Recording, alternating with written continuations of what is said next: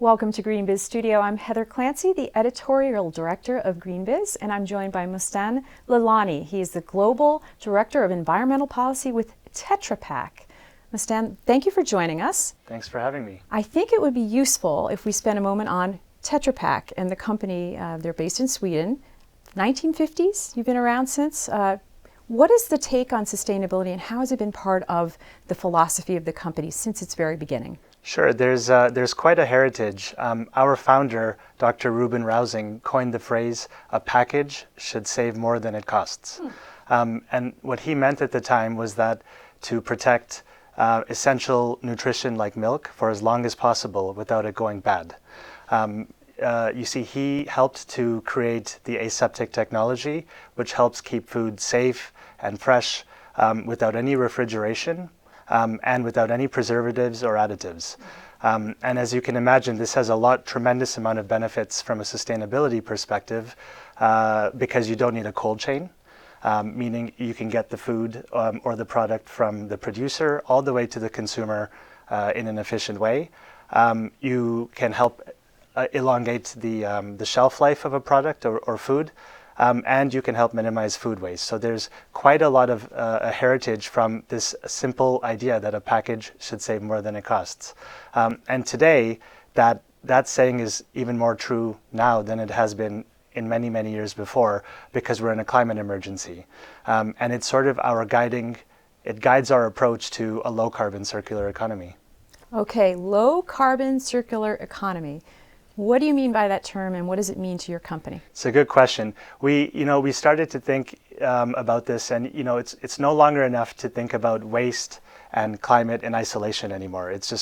We can't do that given the climate emergency we have. We have to start thinking about this in a more holistic way, and that means closing the loop when it comes to a circular economy, and not only talking about recycling and reuse, but also talking about low carbon materials and the whole production process as well. A recent study from the International Environmental Agency suggests that the greenhouse gas emissions from packaging materials are greater than all of the emissions from aviation and shipping globally combined, and this was in 2015.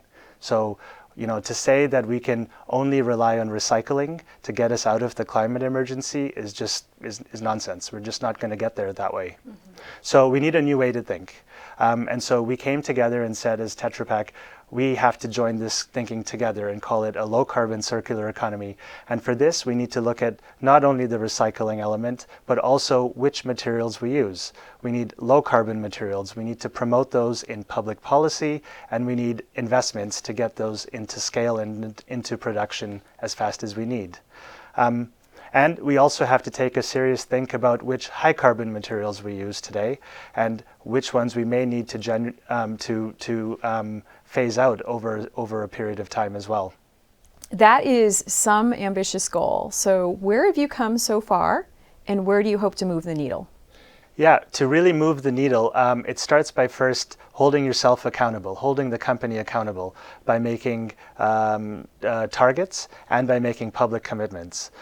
In 2011, we set a target to cap our climate emissions across the value chain to 2010 levels by 2020 while continuing to grow the business. And I'm proud to say we've achieved that earlier than expected. And from a commitment perspective, in 2016, we committed to the RE100 to source 100% renewable electricity by 2030, and we are well on our way towards achieving that or keeping that commitment. And we are the first in the food packaging industry to have our science-based targets approved for climate reduction plans. So it starts with making commitments and with setting external targets. Well, thanks for sharing some of your strategy. And thank you for joining us at the GreenBiz Studio.